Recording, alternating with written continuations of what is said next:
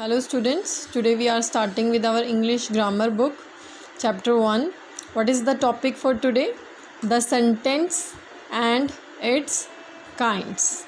It is on page number 5. Okay, first chapter, page number 5. The sentence and its kind. Sentence होता क्या है? सबसे पहले बात ये है, सेंटेंस क्या होता है? A group of words is always called a sentence. और आप कह सकते हो सेंटेंस क्या होता है, कोई एक लैंग्वेज की बेसिक यूनिट है. सेंटेंस को हिंदी में कहें तो वाक्य भी कह सकते हैं हम, यानी कि वाक्य और उसके प्रकार के बारे में हम इस चैप्टर में पढ़ेंगे. तो सबसे ज़रूरी है पहले हम इस सेंटेंस को समझें. देखिए पढ़ते हैं.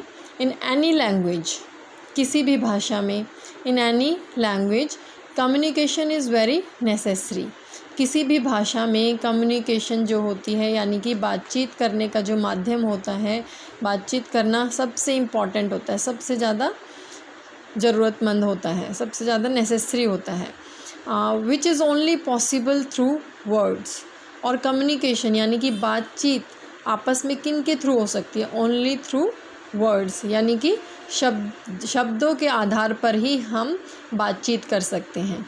That are interwoven to form sentences, यानी कि वर्ड्स आर इंटरवोवन, यानी कि आपस में इंटरकनेक्टेड होते हैं वर्ड्स, तभी वो क्या होते हैं, एक सेंटेंस को फॉर्म करते हैं, उसको बनाते हैं.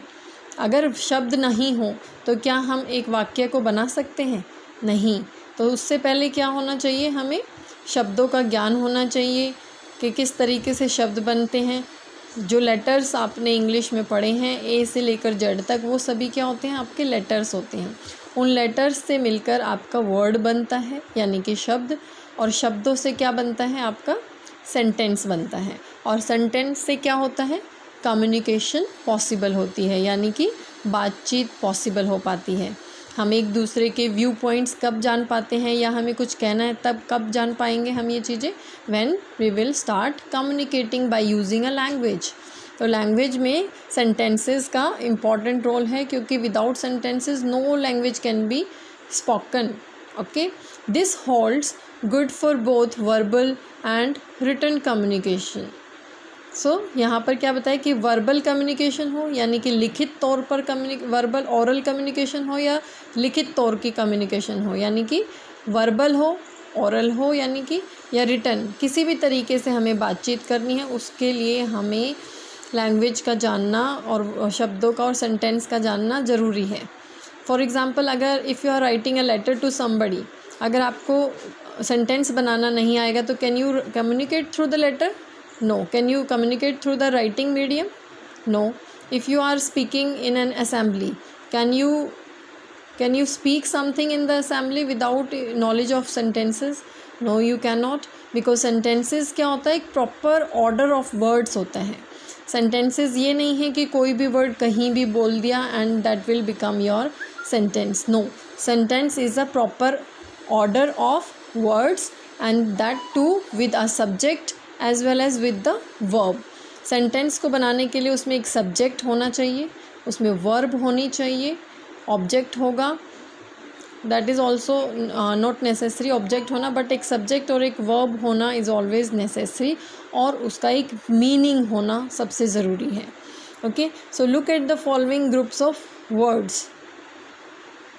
Okay, verbal and written communication हमने यहीं तक पढ़ा था. उसके बाद क्या है, words are group of letters. As I have told you, group of letters को ही वर्ड्स कहा जाता है. हैविंग अ मीनिंग, उसका एक मीनिंग होना चाहिए, अर्थ होना चाहिए. हैविंग अ स्पेस और आइदर साइड, ठीक है, या तो उसका मीनिंग हो या उसका एक प्रॉपर प्लेस हो उस सेंटेंस में. अब देखिए आप, look at the following groups of words. यहाँ पर एक ग्रुप दिया है आपको, group A, and here is group B. Group A का फर्स्ट सेंटेंस आप पढ़िए. Is girl a Cheryl beautiful. क्या इसकी कोई सेंस निकल रही है? नो. यहाँ कुछ वर्ड्स तो हैं, लेकिन वो प्रॉपर ऑर्डर में नहीं हैं, तो हम इसको सेंटेंस के तौर पर कैटेगराइज नहीं कर सकते हैं. Now come to group B. Read the first sentence, A part. Cheryl is a beautiful girl. Is it giving a sense, proper sense? Is it giving a proper meaning? Yes, Cheryl, we can easily find out, is a name. Helping verb is used according to the singular noun. Then adjective is used, beautiful. And then the girl, the subject for the Cheryl, the name, उसके साथ उसका gender use किया हुआ है कि वो एक सुंदर लड़की है. तो this is giving a complete meaning. So this is called a sentence. It has a subject, it has a verb. Okay, this is important. Second, their beggar was at door my. It is also again not giving any sense. Words are there but not at a proper order. There was a beggar at my door. It is giving a proper sense, proper meaning कि मेरे दरवाजे पर एक भिखारी था. Okay. Third sentence, England built not was a day in. Not giving any sense. England was not built in a day. यानी कि England जो है वो एक दिन में नहीं बन गया. ओके, ये एक सेंटेंस जो है जो मीनिंग दे रहा है. सो ग्रुप ए के जो सेंटेंसेस है they are not making any sense, so we will not categorize them as sentences. Group B में जो भी हमारे सेंटेंसेस दिए हैं we will categorize them as sentences. We will not even tell कि these are sentences. We will say these are just the jumbled words which are not in a proper order. Now you can see that the group of words in group A do not make any sense and group B do make sense. As I have already told you, when we want to say something we need words. जब हम कुछ भी कहना चाहते हैं तो हमें किसकी ज़रूरत पड़ती है? वर्ड्स की, यानी कि शब्दों की. and we put these words in right order. और जब हमें कुछ कहना होता है तो हमें उस शब्दों को ऑर्डर में लगाना पड़ता है.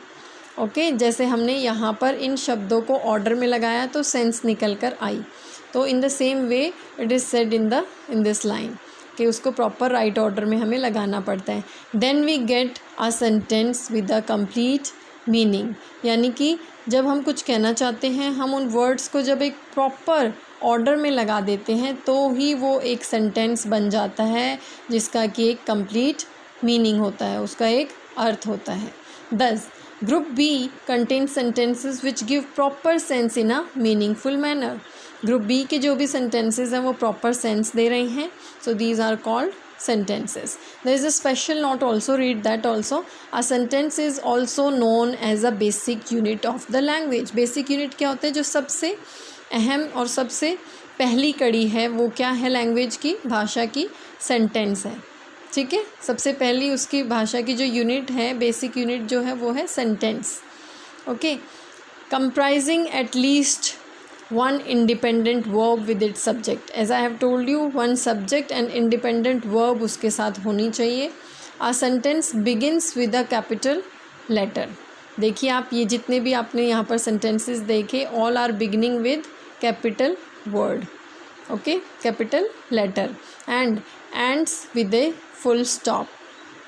They are ending with full stop, right? और मार्क ऑफ इंटरोगेशन भी हो सकता है अगर इंटरोगेटिव सेंटेंस है. यानी कि अगर प्रश्न पूछा गया है सेंटेंस में तो कौन सा सिंबल होगा? इंटरोगेशन का. और अगर यहाँ पर कोई डायलॉग यानी कि उसमें कोई इमोशन शो किए गए हैं, साइन ऑफ एक्सक्लामेशन लगता है उसमें इस तरीके से. ओके, तो इन तीनों में से किसी से भी वो जो है हमारा सेंटेंस एंड होगा. There will be the subject, the verb, proper meaning, and it will be ending with the full stop, question mark or sign of exclamation. Okay, then check your skill. अभी आपको समझ आ गया होगा कि sentence को बनाना कैसे है. First A, rearrange the following group of words into proper order to make meaningful sentences. इसमें आप खुद करके देखिए